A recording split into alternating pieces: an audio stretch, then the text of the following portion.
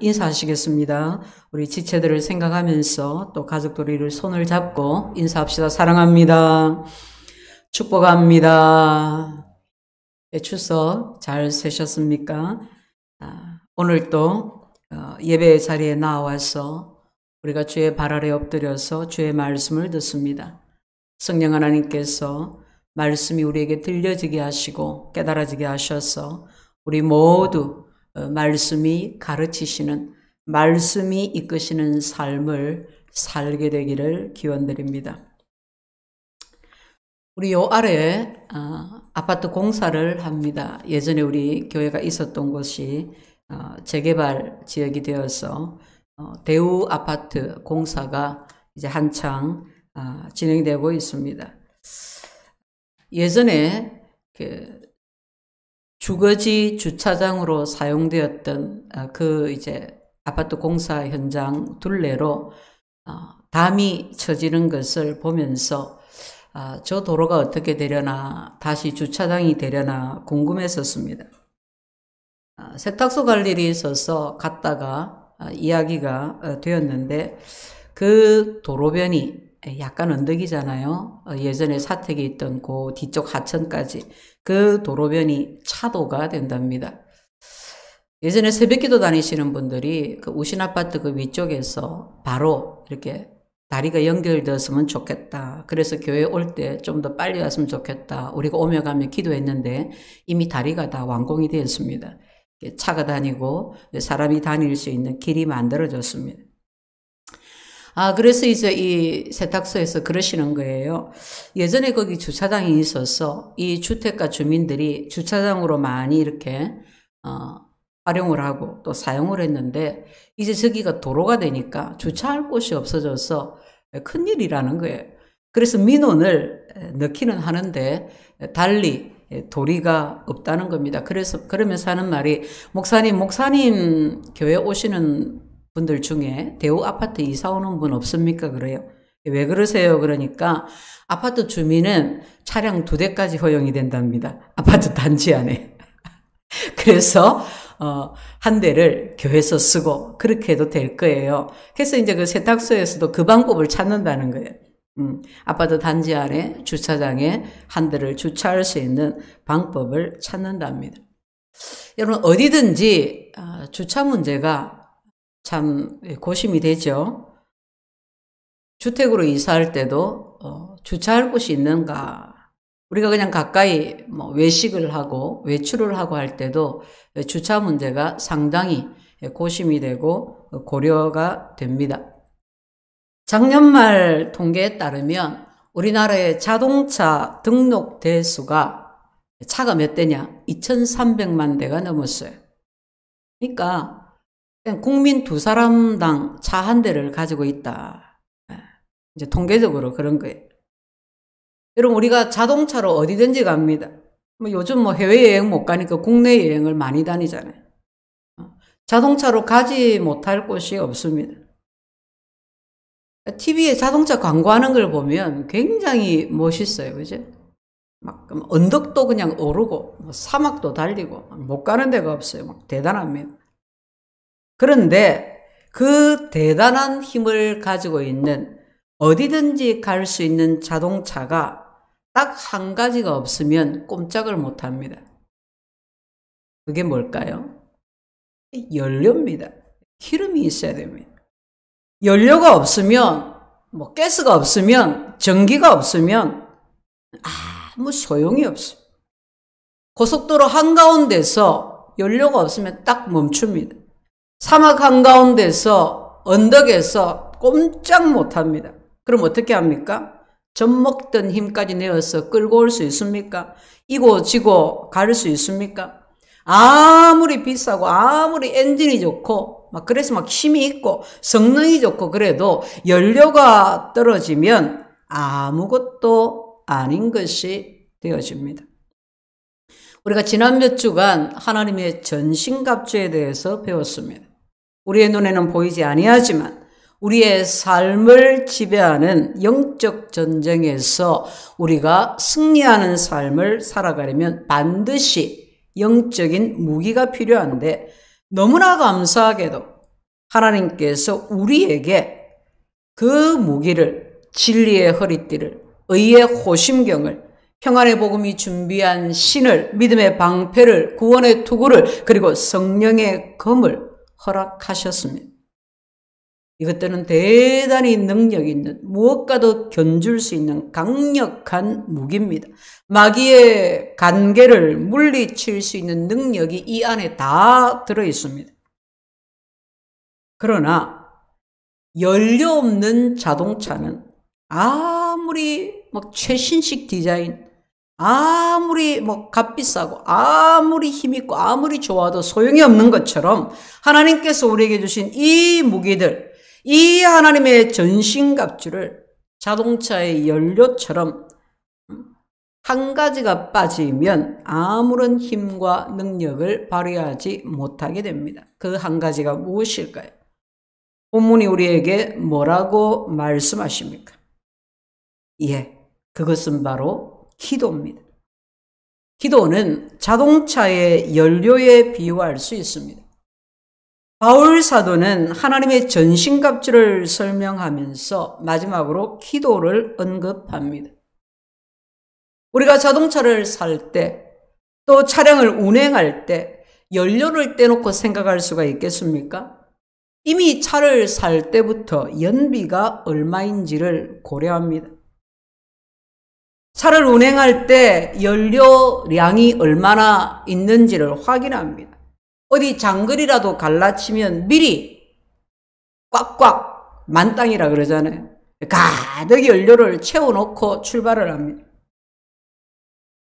자동차 광고에서 보는 것처럼 쭉 뻗은 도로 위를 막 달리고 사막을 힘있게 거침없이 질주하고 얼마나 멋집니까? 그런데 그 멋진 차도 연료가 없으면 아무것도 아닙니다. 여러분, 그 비싸고 좋은 차를 그냥 가만히 두고 감상하기 위해서 우리가 사는 게 아닙니다. 그죠? 타고 달리려고. 그래서 그 비싼 돈을 많이 주고 그 차를 사지 않습니까? 성도 여러분, 우리 인생도 얼마든지 힘있게 멋지게 달릴 수 있습니다. 날마다 실패하고 낙심하고 좌절하는 그런 인생이 아니라 능히 우리 앞에 다가오는 사탄의 간계를 물리치고 어떤 사막도 어떤 언덕에서도 기뻐하고 감사함으로 날마다 형통하고 복된 삶을 살 수가 있습니다. 왜냐하면 우리에게 이미 예수 그리스도 안에서 하나님의 놀라운 능력의 무기들이 주어져 있기 때문입니다. 그럼에도 불구하고 오늘날 많은 성도들이 이런 승리를 맛보지 못하고 있습니다. 예수 믿는 맛을 모릅니다. 예수 믿고 신앙생활하는 멋이 무엇인지를 모릅니다. 무기가 없어서가 아닙니다. 능력이 부족해서가 아닙니다. 그럼 뭐냐? 바로 기도가 없어서, 기도하지 않아서. 기도가 없기 때문에 하나님이 주신 무기들에 자동차에 연료가 없는 것처럼 연료가 공급되지 않아서 그런 것입니다. 하나님이 우리에게 영적 무기를 주셨습니다. 강력한 승리의 무기들입니다. 그런데 우리가 그 무기를 사용하기 위해서 연료를 공급해 주지 않고 있는 것입니다. 무기가 주어졌는데 연료가 없었어. 기도하지 않아서 날마다 실패의 삶을 살고 있는 것입니다. 힘이 없고 무기력한 삶을 살고 있는 것입니다.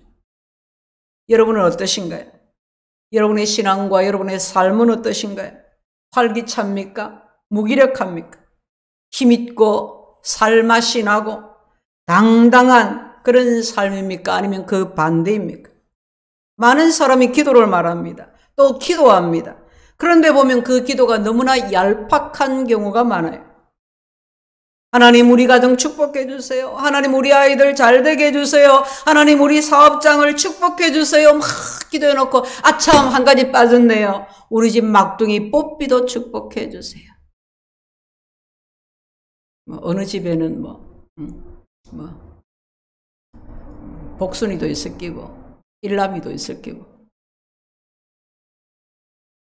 이런 기도가 전부인 사람, 이런 기도 생활 했다, 신앙생활 다 했다고 하는 사람들이 많다는 것입니다. 성도 여러분, 아무리 대단한 성능을 가졌고 어디든지 달릴 수 있고 고가의, 여러분 뭐 집값보다 더 비싼 차도 있잖아요. 그런 멋진 자동차라도 연료가 없으면 아무짝에도 쓸모없는 것처럼 우리가 기도하지 않으면 하나님이 우리에게 주신 그 모든 무기들은 아무 쓸모가 없게 됩니다. 그러면 어떻게 됩니까? 판판이 사단에게 속습니다. 넘어집니다. 눌리고 불쌍하고 불행한 삶을 살 수밖에 없는 것입니다. 그러므로 우리는 기도해야 합니다. 그러려면 먼저 기도가 무엇인지 우리 다시 한번 살펴보십시다. 성경이 기도를 뭐라고 하시냐? 성경적 기도가 뭐냐? 그럼 많은 사람이 기도를 잘 알고 있다고 생각합니다. 그런데 사실은 잘못 알고 있는 거예요. 잘못 알고 있으니까 잘못된 기도를 하는 거예요. 잘못 알고 있으니까 올바른 기도를 못하고 있는 거예요. 어떤 사람은 기도를 마치도 주술하는 것처럼, 연불 외우는 것처럼 그렇게 생각합니다. 다분히 미신적이죠. 내가 원하는 것을 위해서 그냥 주문해 오듯이 막 그렇게 하면 되는 걸로, 그게 기도인 것처럼 생각을 합니다. 그 어릴 때 동화책에서 그 도깨비 나오는 동화책에 보면 돈 나와라 뚝딱 하듯이 내가 뭘 탁 이렇게 하면 돈이 탁 나와야 되고, 열려라 참게 하면, 그렇게 주문을 외우듯이 기도하면 문이 팍 닫힌 문이 열리고 그렇게 되는 것으로 생각을 합니다. 그래서 자꾸만 내가 뭘 했는데, 내가 이렇게 했는데 왜 안 열리냐? 왜 돈이 안 벌리냐? 왜 떨어지냐? 실패하냐? 그럽니다. 여러분, 이런 기도하는 사람은 하나님의 뜻이 중요하지 않습니다. 하나님의 뜻을 알려고 하지도 않습니다. 자기에게 하나님의 뜻이 중요하지 않기 때문입니다. 그저 내가 원하는 대로, 내가 그냥 주문한 대로, 내가 주문을, 오다를 낸 대로 그렇게 성취가 되면 되는 것입니다. 하나님의 뜻이 중요하지 않고 그저 내가 원하는 대로 이루어지는 것을 기도라고 생각합니다. 또 어떤 사람은 기도를 그저 종교적인 의식점으로 생각을 합니다. 내가 교회를 다니니까, 이제 기독교인이 되었으니까 기독교인으로 의뢰해야 하는 의식, 그것을 기도로 여깁니다. 그래서 예전에는 밥 먹을 때 그냥 먹었는데, 야, 니 이제 교회 다니는데 밥 먹을 때 기도해야지. 밥 먹을 때 기도하는 거예요. 잠잘 때 기도해야지. 잠잘 때 기도하는 거예요. 하나님, 나쁜 꿈 안 꾸게 해주시고 건강히 잘 자게 해주세요. 10살에도 그 기도, 20살에도 그 기도, 30살에도 그 기도. 그리고 이제 교회 와서 예배 드릴 때 기도 한 번 하고, 그 외에는 기도하지를 않습니다. 여러분은 언제 기도하십니까? 밥 먹을 때 기도하는 거 말고, 교회 와서 예배 시간에 기도하는 거 말고, 따로 언제 기도하는 시간이 있습니까? 지난 한 주간 정말 기도함으로 하나님과 교제하신 적이 있습니까?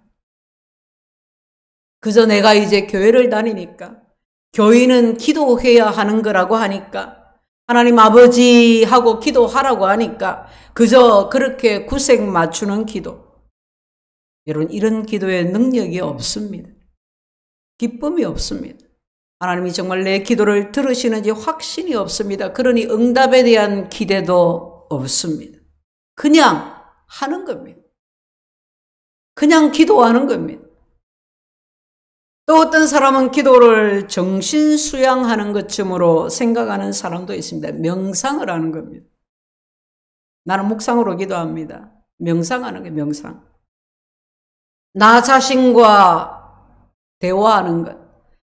내 안에, 나의 내면에 있는 능력을 깊이 생각함으로 이끌어내는 것쯤으로 생각합니다. 당연히 이런 사람은 깊이 기도하기를 원합니다. 깊은 명상으로 머리가 맑아지고 마음이 평온해지고 때로 몸이 회복되는 것도 느낍니다. 여러분, 우리 내면에 이런 능력이 있습니다. 명상을 과소평가할 것은 아닙니다. 그러나 문제는 기도를 그렇게 한다는 것입니다. 기도를 그렇게 생각한다는 것입니다. 나도 모르는 생각, 내 의식이 그냥 생각을 따라 또는 내 생각이 모르게 흘러가는 대로 그걸 기도라고 생각을 하는 거예요. 성도 여러분, 이 모든 것은 성경이 말하는 기도가 아닙니다. 바울 사도는 본문에서 기도의 두 가지 형태를 말씀하고 있습니다. 18절에 모든 기도와 간구를 하되, 모든 기도와 간구를 하되. 기도의 종류 두 가지입니다. 모든 기도, 그리고 간구. 모든 기도는 기도에 있어 가장 보편적인 형태의 기도를 말합니다. 간구는 어떤 것을 특별하게 요구하는, 간청하는, 요청하는 그런 기도를 말합니다. 자, 먼저 모든 기도, 즉 성경이 보편적으로 말하는 기도는 어떤 기도냐? 우리 성경 전체에서 보편적으로 말하는 기도는 다름이 아니라 하나님과 대화하는 것을 말합니다. 사랑하는 성도 여러분, 우리는 그리스도인입니다. 그리스도인은 예수의 구속하신 그 은혜로 말미암아, 예수 그리스도의 피값으로 말미암아 하나님의 가족이 된 사람입니다. 그렇다면 기도는 간단한 것입니다. 기도는 바로 가족 간에 대화하는 것입니다. 여러분, 가족 간에 대화하십니까? 어떤 대화하십니까? 모든 기도, 모든 대화가 있는 가족. 대화를 하는데 어떻게 하십니까? 여보, 오늘 몇 시에 퇴근하십니까? 8시에 퇴근합니다. 아이들 오늘 학교 갔다 왔습니까? 예, 갔다 와 간식 잠깐 먹고 다시 갔습니다. 10시 되면 올 겁니다. 여러분, 대화를 이렇게 합니까, 집에서? 이런 경우도 뭐 있을 수는 있죠. 가족 간에 깍듯하고 딱딱한 그런 대화는 극히 드물 것입니다. 대부분은 그냥 자연스럽게 얘기합니다. 집에서는 긴장이 다 풀어져 있잖아요. 기도는 그렇게 어려운 것이 아닙니다. 가족 간에 자연스럽게 하는 대화처럼 어떤 내용이든지 친밀하게 그 대화를, 그 말을 하나님과 하는 것입니다. 제한 없이, 격이 없이, 시도 때도 없이, 밤이든 낮이든 새벽이든 어디서든 무엇이든 하나님과 하는 대화. 이것이 바로 성경이 보편적으로 말하는 기도입니다. 모든 기도와. 그냥 일상의 일들을 자연스럽게 하나님께 아뢰는 겁니다. 이것이 바로 바울 사도가 말하는 모든 기도입니다. 당연히 이 모든 기도가 기도의 전부는 아닙니다. 또 다른 하나의 형태의 기도가 있습니다. 뭐라고 했습니까? 간구, 모든 기도와 간구를 하되. 간구해라, 간구해라. 간구는 하나님께 나아가서 어떤 특정한 것을 간절하게 청하는 겁니다. 야고보 사도는 야고보서를 통해서 우리에게 이같이 말씀합니다. 너희가 받지 못함은 구하지 않기 때문이야. 너희가 구하지 않아서 받지 못한다. 여러분, 가족 간의 대화라는 것이 항상 자연스럽기만 한 것은 아닙니다.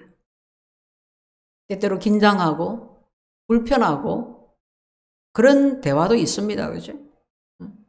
정말 어떤 중요한 문제가 터졌을 때, 정말 어떤 어려운 문제가 터졌을 때, 그 얘기하려고 할 때 어떻습니까? 이걸 얘기해야 돼, 말아야 돼. 가족들 안에서도 그렇잖아요. 회사에 무슨 일이 있다고 당장 뭐 남편이 집에 와서 막 다 소집해갖고 얘기하고 그러지 못하잖아요. 망설이고 고민하고 긴장하고 가족 간의 대화에서 그런 것이 있지 않습니까? 우리가 평소에 하나님과 대화할 때에 그냥 뭐 자연스럽고 친밀하고 하나님 나 쉬고 싶어요. 이게 먹고 싶어요. 그런 것도 해요. 모든 기도가 그런 게 아니라 그렇게도 하나님과 대화해요. 지난 며칠 동안 제가 난데없이 송편이 먹고 싶더라고요. 옛날에 그 큼지막한 송편 있잖아요. 송편이 먹고 싶네. 시장 가서 송편을 좀 사야지 생각해 놓고 잊어버렸어요. 근데 추석의 명절이라고 이제 한 가정에서 음식을 보내주셨는데 집에서 만든 송편이 왔어요.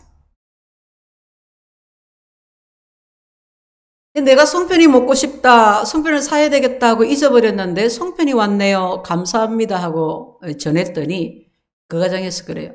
아이가 난데없이 집에서 송편 만들고 싶다 해가지고 할머니가 익반죽에서 집에서 송편 만들었대요. 그걸 만들면서 그 엄마의 마음에 누군가 송편이 먹고 싶었나? 그 마음이 들었대요. 생각만 해도 하나님이 응답해 주시는 그런 일들이 우리 많이 있어요.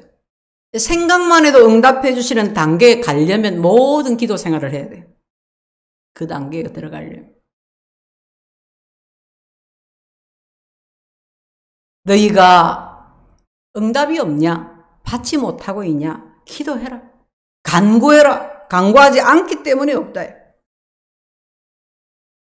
아들이 지금 중요한 일을 만나서 아버지 도움이 꼭 필요해요. 그러면 정말 나가서 아버지 내가 정말 잘못한 게 많은데 근데 아버지 이거 좀 나 도와주세요. 정말 이거 아버지가 나를 도와주셔야 된다고. 안 그러면 나 죽는다고. 여러분 그렇게 간청하지 않겠어요?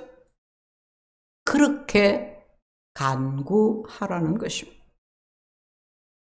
그런데 많은 사람들이 간구해야 하는데 그냥 송편이 먹고 싶네가 아니라 정말 간구해야 하는데 하나님 나 좀 살려주세요. 하나님 치유해주세요. 하나님 나에게 기적이 필요합니다. 과거에 나를 살리시고 기적을 주신 하나님 오늘 내가 기적이 필요합니다. 하나님 나와 내 가정을 구원해주세요. 이 문제가 속히 해결되게 해주세요. 내가 이 문제를 하나님의 뜻 가운데서 잘 감당하고 견디고 참고 하나님의 응답을 보기까지 하나님 내 믿음이 떨어지지 않게 해주세요. 간구해야 돼요. 하나님이 생명을 붙들어 주시도록 하나님이 가정을 지켜주시도록 하나님이 내 믿음을 붙들어 주시도록 막 간구해야 돼요. 그런데 하나님 다 아시겠지. 그러면서 간구하지 않습니다. 하나님은 물론 다 아십니다. 그러나 성경은 하나님은 다 아시지만 하나님은 무엇이든지 다 아시고 하실 수 있는 능력이 있으시지만 그러나 그럼에도 너희는 기도해야 할지라. 너희가 받지 못하면 구하지 아니하며 우리에게 기도하라고 하셨습니다. 일상의 모든 기도만이 아니라 특별히 간구하라고 하셨습니다. 하나님은 얘야 네가 이런 것도 좀 나에게 얘기하고 저런 것도 좀 얘기하고 나에게 좀 구해줬으면 좋겠다 하고 부탁하시는 것이 아닙니다. 명령하고 있습니다. 너희는 기도하라. 너희가 받지 못하면 기도하지 않았으다. 간구해라. 강청해라. 우리 모두 기도의 의미를 확실하게 깨닫게 되시기를 바랍니다. 깨달아서 날마다 하나님 앞에 나아가서 친근하게 친밀하게 모든 일상을 하나님 앞에 아뢰일 뿐만이 아니라 때로는 간절하게 요청해야 합니다. 강청해야 합니다. 어려운 문제를 만났을 때, 위기에 처했을 때, 어떤 연약에 휩싸여 있을 때도 우리는 하나님께 간구할 수 있어야 합니다. 모든 기도와 간구로 기도할 수 있기를 축원드립니다. 그러므로 기도하라. 어떻게 기도할까요? 우리는 기도에 대해서 익히 아는 말씀을 통해서 많이 암송하는 말씀을 통해서 다시 어떻게 기도할지 우리가 배우기를 원합니다. 빌립보서 4장을 한번 찾겠습니다. 본문에서 한 2장 뒤로 가면 나오지요. 빌립보서 4장 6절 7절 말씀입니다. 우리 함께 봉독하겠습니다. 아무것도 염려하지 말고 다만 모든 일에 기도와 간구로 너희 구할 것을 감사함으로 하나님께 아뢰라. 그리하면 모든 지각에 뛰어난 하나님의 평강이 그리스도 예수 안에서 너희 마음과 생각을 지키시리라. 어떻게 기도하느냐? 염려하지 말고 기도해. 매일 우리가 자고 일어나서부터 잠자리에 들 때까지 염려에 쌓여서 살고 있지는 않습니까? 어느 날 사탄이 자기가 쓰고 있던 그 물건을 다 이제 내다 팝니다. 그 중에 아주 비싼 물건이 하나 있었어요. 가격은 제일 비싼데 보면 아주 낡았어. 그래서 어떤 사람이 그걸 보고 아니 왜 이렇게 다 낡아 빠진 것을 이렇게 비싸게 팔아요? 그랬더니 사단이 내가 이걸 가지고 수많은 그리스도인들을 다 믿음에서 떠나게 했어. 내가 사용해 보니까 딱 백발백중이더만. 그러니 내가 어떻게 이것을 싸게 팔 수가 있겠어? 그게 뭔지 아십니까? 그게 바로 염려입니다. 염려는 하나님의 축복을 누리지 못하게 합니다. 염려는 늘 불안을, 걱정을 안고 살아가게 합니다. 염려는 하나님을 신뢰하지 못하게 합니다. 하나님은 기도에 대해서 가르치시면서 먼저 아무것도 염려하지 말라고 하십니다. 무슨 말씀입니까? 기도와 염려는 함께 할 수 없다는 것입니다. 기도하면서 염려한다는 것은 있을 수 없는 일이라고 하는 것입니다. 염려하려면 기도하지를 말든지 기도하려면 염려를 그치든지 둘 중에 하나를 택하라고 하시는 것입니다. 왜 그렇습니까? 염려라는 것이 원래 불신에서 오는 것이기 때문입니다. 나보다 상대가 더 세기 때문에 염려하지 않습니까? 내 능력보다 내 문제가 더 크기 때문에 염려하는 것 아닙니까? 그러면 우리 그리스도인들은 우리는 그리스도인인데 예수를 믿는데 왜 우리는 염려합니까? 우리 안에 하나님이 주신 승리의 무기가 있다는 것을 모르기 때문입니다. 하나님이 주신 무기들을 과소평가하고 있기 때문입니다. 이 세상이 하나님의 손에 있다고, 하나님이 주관하신다고 입으로는 믿음을 말하지만 실제로는 하나님을 믿지 않고 있기 때문에 염려하고 있는 것입니다. 예수님은 말씀하시기를 염려는 믿지 아니하는 이방인들이 하는 것이라고 했습니다. 하나님 우리 아버지는 저 하늘을 나는 참새 한 마리도 먹이시는 분이신데 하나님은 들에 아무렇게나 자라나는 들풀도 입히시는 분이신데 하물며 너희일까 보냐 믿음이 적은 자들아. 믿음이 없어서 믿음이 적어서 염려하는 것입니다. 우리의 기도를 방해하는 것, 우리가 기도하지 못하게 하는 가장 큰 사탄의 무기는 바로 염려입니다. 걱정이 생기고 염려가 우리 마음에 꽉 들어차면 우리는 기도할 수가 없습니다. 기도가 중단됩니다. 그죠? 기도의 자리가 자꾸 멀어집니다. 마음은 초조해지고 불안해집니다. 흔들립니다. 평안이 사라집니다. 하나님을 믿고 의지하는 마음이 사라집니다. 의심이 싹을 트고 불신앙이 싹을 틉니다. 성도 여러분, 그러므로 기도하십시오. 염려가 내 마음에 싹을 틔우도록 그냥 내버려 두지 마십시오. 염려가 들어올 수는 있지만 그것이 내 안에 자리를 틀지 않도록 내 마음을 사로잡지 않도록 하십시오. 염려가 생길 때 바로 기도하는 겁니다. 염려거리를 기도거리로 바꾸는 겁니다. 모든 기도와 간구로 염려하지 말고 기도하시기를 바랍니다. 그래서 우리가 기도합니다. 하나님 도와주세요. 예수님 이름으로 기도합니다. 아멘 하고 딱 교회 문 열고 나가면서 딱 그 자리에서 일어나면서 이거 어쩌지 되겠나? 그러고 있는 것은 아닙니까? 어떤 목사님은 유명한 간증인데 정말 교회가 작은 교회가 어떻게 할 수 없는 감당할 수 없는 큰 문제를 놓고 막 하나님은 아시는 분입니다. 능력의 하나님이십니다. 막 기도하고 나서 아멘 하자마자 염려가 들어오지 않도록 빨리 빗자루 들고 방청소한대. 다른 생각이 들어오지 않도록, 의심이 들어오지 않도록, 아이고 이거 되겠나 어쩌겠노 또 걱정하지 않도록, 염려 걱정의 마음을 빼앗겨서 의심하고 평안을 잃어버리고 하나님의 응답을 빼앗기지 않도록 그렇게 믿음의 행동을 하는 것입니다. 염려하지 말고 기도하라. 두 번째는 감사함으로 기도하라.